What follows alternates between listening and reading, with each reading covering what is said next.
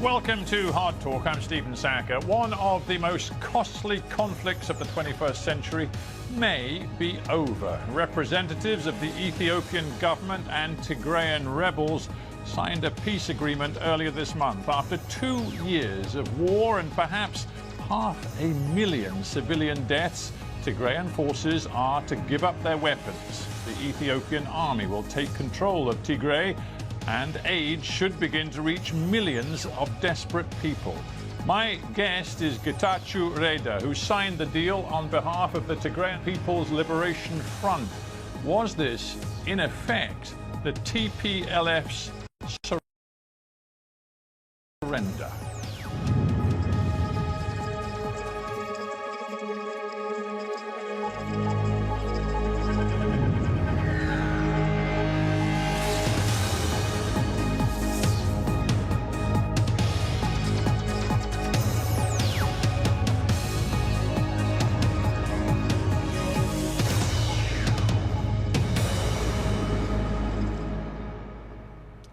Getachew Reda in Mekele, Tigray, welcome to Hard Talk. My pleasure, Stephen. It's a pleasure to have you on the show. Let me begin with a very simple question. There you sit in Mekele, the capital of Tigray region.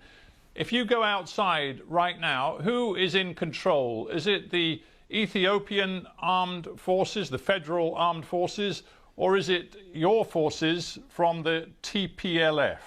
It's our forces who are firmly in control of Megala. Right, so this is a very delicate stage of the peace process because over the next few days there is supposed to be a disengagement process and then full authority and control of Mekele and other key towns and cities, your airports and everything else is supposed to be handed over to the federal government and federal forces, right? The federal forces, we have agreed, will control federal institutions.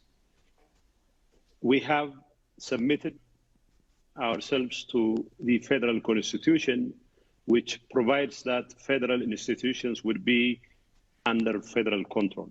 So as far as airports are concerned, other federal institutions concerned, they will be in the hands of the federal government.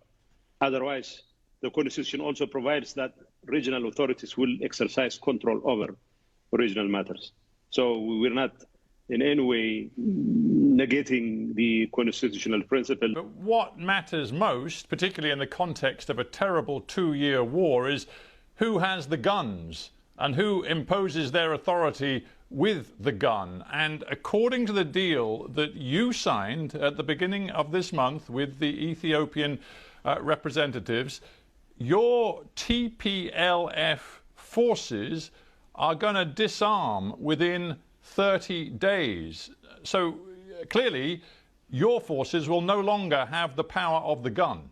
Well, to begin with, the fact that the agreement is being referred to as between TPLF and the federal government is a bit of a stretch, because it was a deal between the government and the regional government and the federal government.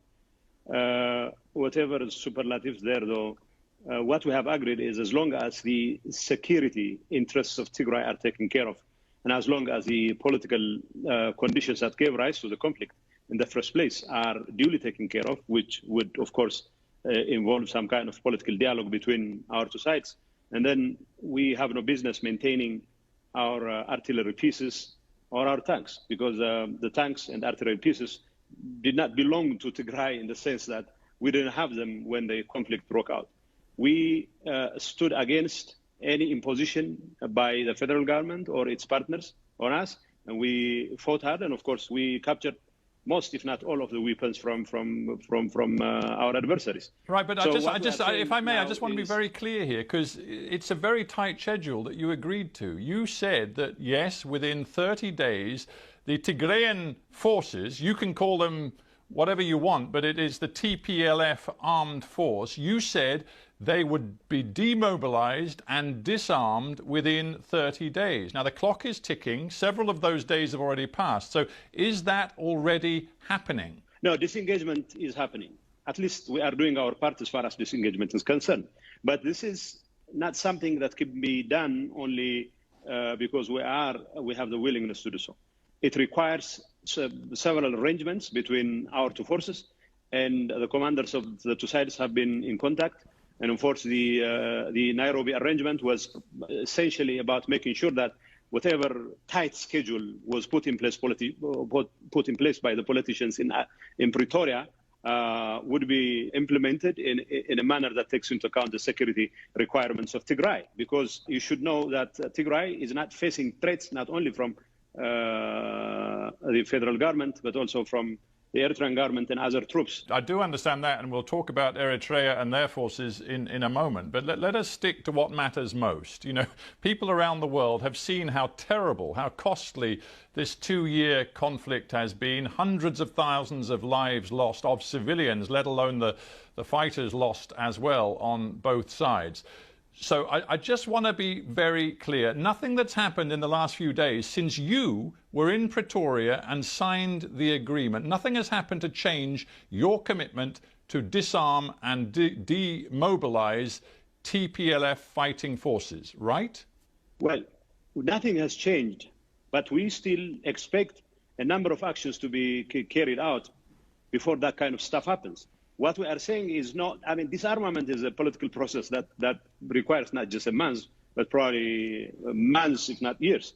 What we are saying here is we are ready to leave the past behind us, to make sure that our people get the kind of respite they so richly deserve after the suffering the last 2 years, that we are ready to address political problems in a peaceful and political manner, and that will be willing to hand over heavy weapons and heavy armaments as long as the security interests of Tigray are taken care of. We are ready to abide by the constitution. That has been our call from day one, and we are ready to do so. And nothing so far has changed, although there is a very slow process with regard to the implementation of the process. But at least with regard to this engagement, we have been doing our part.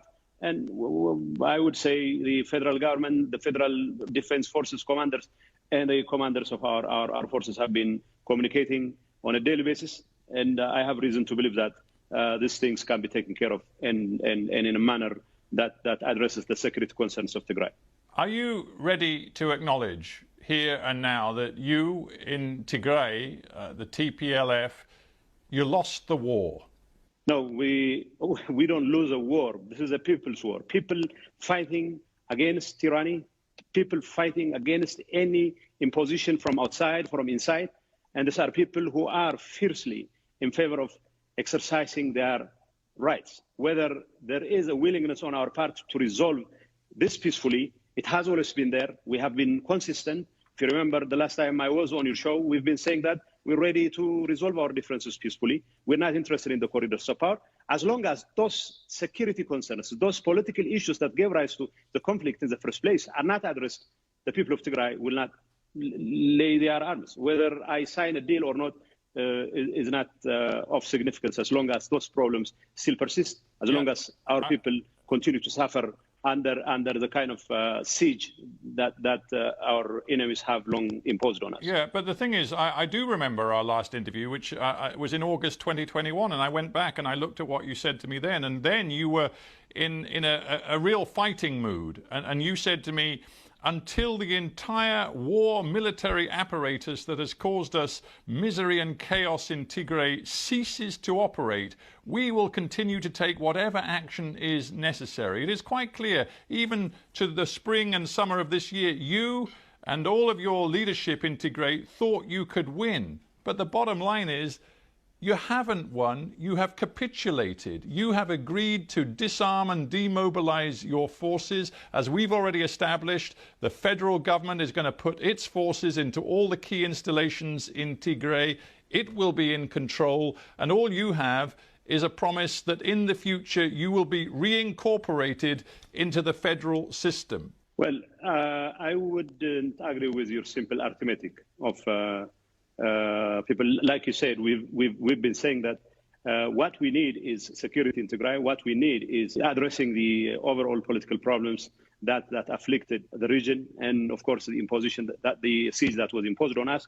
We have done everything and will continue to do in our power, whether that is through the barrel of gun or through peaceful means what has changed at this point in time. What did you think, Getachew Reda? What did you think when Prime Minister Abiy Ahmed he went down to greet his supporters in the south of Ethiopia on November 3rd? That is the day after you signed that agreement in Pretoria, and he proclaimed that he had and his government had achieved a, quote, historical victory. They had achieved, he said, 100% of the things that they set out to achieve in the negotiations with you. If he has won 100% of what he wanted, I put it to you that whatever you say to me, the people of Tigray and Ethiopia will see you as the losers. Well, I'm not particularly interested in whether the people consider me a loser or not. What matters to me is whether the interest of the people of Tigray is taken care of. Whether that is going to be done through the barrel of gun or through peaceful means is of little significance. But in fact, I prefer it to be done in a peaceful manner. That's what we have agreed. I'm not going to comment on what the Prime Minister has to say about 100% victory in any arrangement. To say that you have achieved 100% would require a bit of stretch. That's not my point. I want this arrangement to work in a manner that benefits the people of Tigray, in a manner that stops the suffering of the people of Tigray. And the people of Tigray can only be put to an end as long as all the issues that have caused this conflict in the first place are addressed and fully. Whether that happens will remain to be seen. What we have achieved so far is a cessation of hostilities. Whether there is a commitment on the part of the federal government to run the entire course will remain to be seen. It's our hope and expectation, if I may say so, that remain true. Yeah. Well, as you say, it remains to be seen, and that's why this issue of disarmament is so very important. I just wonder whether you worry that there is a significant chunk of your own population in Tigray who may not accept the deal that you and other leaders of the TPLF have done. I'm going to quote to you Kjetil Tronvoll, a scholar of Ethiopian politics based in Oslo. He watches these things very carefully, and he says that what you've done is extremely controversial, and it will be difficult to convince Tigrayan forces to, quote, voluntarily disarm and make themselves, in effect, indefensible in the face of an enemy that they have been fighting for the last 2 years. Do you worry you may not be able to sell this deal to some of your own people? Rest assured, what we are going to sell is not a carte blanche disarmament where we'll find ourselves as a lame duck against enemies. What we are trying to do with the federal government, and we hope and expect the federal government to reciprocate, is to make sure that whatever security threats stack up against Tigray are fully addressed. For example, the security considerations should take into account the forces arrayed against us, the Eritrean forces, other forces which are not part of ENDF. And of course, there are a number of issues that need to be addressed. We're not saying we are going to lay our arms down simply because there is an agreement. What we are saying is we'll lay our arms down as long as those issues are resolved. And we expect them to be resolved and soon. I mean, we are giving this an opportunity. This is so important. You've just mentioned Eritrean forces, and you're suggesting that if Eritrean forces stay on your territory, then you may not actually hand over your weapons. You may not demobilize your forces. And we know from Tigrayan TV reporting and also from some officials in your own TPLF organization, they are saying just within the last few days that Eritrean forces are continuing to operate on your territory, continuing, to quote one of your officials, to commit crimes including killing, kidnapping and shelling around Shire and Adidero, 2 areas in Tigray. So if that's still happening, if the Eritrean soldiers are still there fighting your forces, are you telling me this whole deal is off? I'm not saying the whole deal is off. The whole deal will be off if the federal government started. It's part of the promise. It's part of the responsibility to not only convince the Eritreans to withdraw, but also other forces which are not part of the ENDF. That's part of our deal. What we are saying is we are ready to lay down our arms as long as it is, because we know that peace is in the best interest of our people. We have more IDPs today than we had a year ago. We have more people suffering the consequences of not just only bullets, but also lack of medicine and lack of food today than a year ago. So we'll do everything in our power to make sure that we make painful concessions so our people could survive as a people. But if that means allowing our people to suffer needlessly in the hands of people who should have left the country a long time ago, people who've been invited by the federal government to do the kind of carnage they have been committing, then there is no point for us to lay down on arms, because the whole idea of disarmament is not about handing over your weapons. It's about making sure that there is a sustainable peace. Whether I have signed a deal in Pretoria or in Nairobi is going to be material as long as the underlying problems that have brought about the situation right now are addressed and addressed fully. You talk about painful concessions, and I feel a little bit of pain in your voice.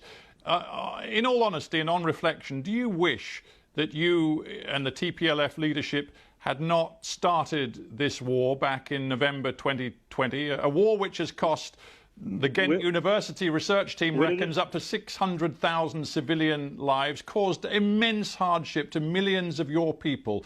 Do you wish that you hadn't, in the end, attacked that federal army base on Tigrayan territory back in November of 2020? We didn't start the war. It was imposed on us. But I wish it didn't happen. I wish there was a chance for us to deal with this problem peacefully. But I'm not saying that we assume full responsibility for starting the war, because we didn't start the war. It was imposed on us.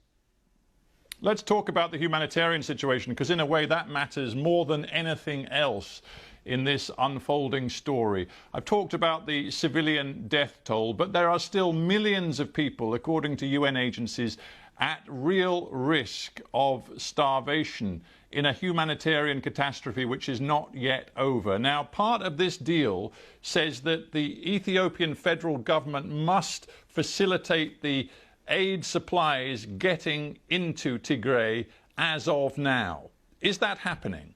Well, I'm not sure if it's happening the way we would have liked it to, because in the first place, the whole idea of facilitation of aid should not have been part of a deal. And I don't consider it part of a deal. It is something that should have been done by the federal government without putting any conditions. And I'm not complaining that they have put it forward as a condition. But as things stand, despite the commitments by the international community, the kind of progress that we are seeing so far is nothing to write home about. We were expecting flights last week and today. Apparently, these flights have been cancelled. Well, we suspect that some political games are involved here.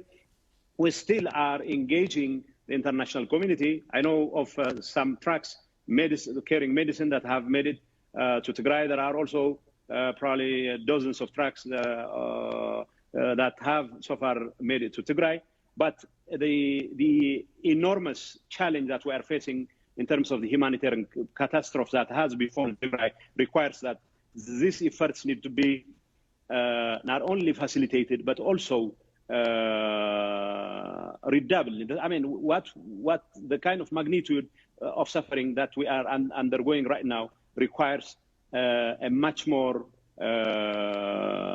stronger and a much more focused effort on the part of international community, and the federal government should do its part and do it in a manner that doesn't leave any room whatsoever for doubts with regard to its sincerity about its commitment.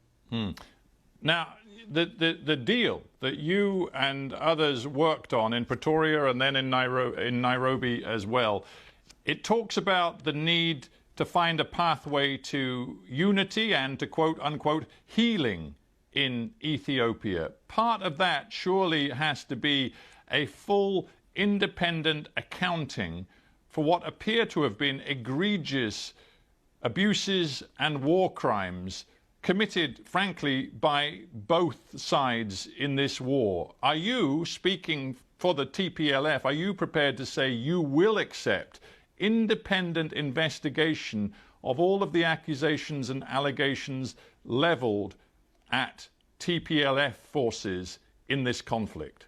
We have been consistent to a fault when it comes to submitting ourselves to independent investigation. We will remain committed to an independent investigation and assume full responsibility as long as there are findings that implicate us, myself included.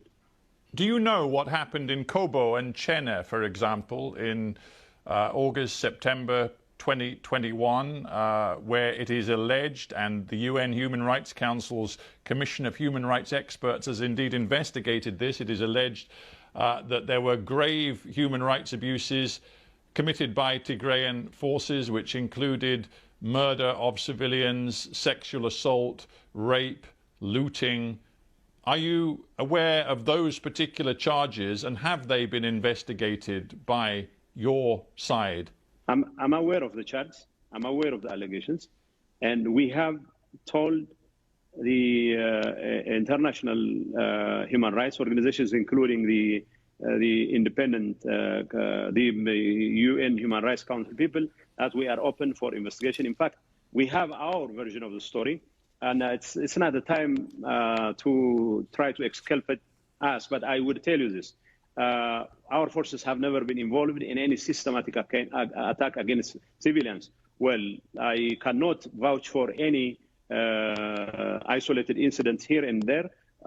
We know of cases where some off-grid fighters were involved in some kind of activities, but that doesn't amount to the kind of systematic attack that was wrought on our population by the combining force of the federal government and the Eritrean forces and their partners for the last 2 years. But it's not a question of ensuring parity of crimes. What we are saying is we are open for independent investigation, and we remain committed to that promise. Before we end, let's just talk briefly about the future. Basic question: do you trust Abiy Ahmed and the federal government of Ethiopia? Do you trust in their good faith to make this agreement work? I don't have to trust them, but I have to assume good faith. And of course, as they say, I would hope for the best and prepare for the worst. But at this point in time, I would rather focus on making this arrangement to work so that my people will have the kind of respite they so richly deserve. And we are, as a government, willing to do everything to make sure that our people's suffering ends soon. And finally, one of the mediators who brokered this deal, former President Obasanjo of Nigeria, he said he hoped it would be a new dawn for Ethiopia. When we last spoke, you had real doubts about whether Tigray's future lay within Ethiopia. You said that there may be a different future for Tigray. Are you prepared now to say to me that you are committed to a Tigray future within a federal Ethiopia? That is your future, and you are happy to exist within the federal constitution of Ethiopia? One has to be sure about the arrangements. What we have agreed in Pretoria is what we have always been declaring in public, that as long as our self-determination rights are fully preserved, fully protected, we'll be willing to live within Ethiopia. I have told you the last time I appeared on your show that we have never been separatists. We have never been for secession or anything. But secession is a function of whether people feel represented and fully represented in the body politic of the country. As long as that suspicion on the part of the population persists, it doesn't matter whether I believe in an Ethiopian unity or not. What matters is whether the authorities in Addis Ababa or the entire population is ready to do what it takes to make sure that this country, Ethiopia, belongs to Tigrayans, and Tigrayans feel fully represented in Ethiopia. If that doesn't happen, there is no point for me to make promise after promise. Getachew Reda, I thank you for joining me from Mekele on Hard Talk. I should apologize to you and indeed to all our viewers. The audio and the video quality is not the best, but it is a hugely important subject, and we're happy to talk to you. Thank you very much for joining us on Hard Talk. My pleasure, Stephen.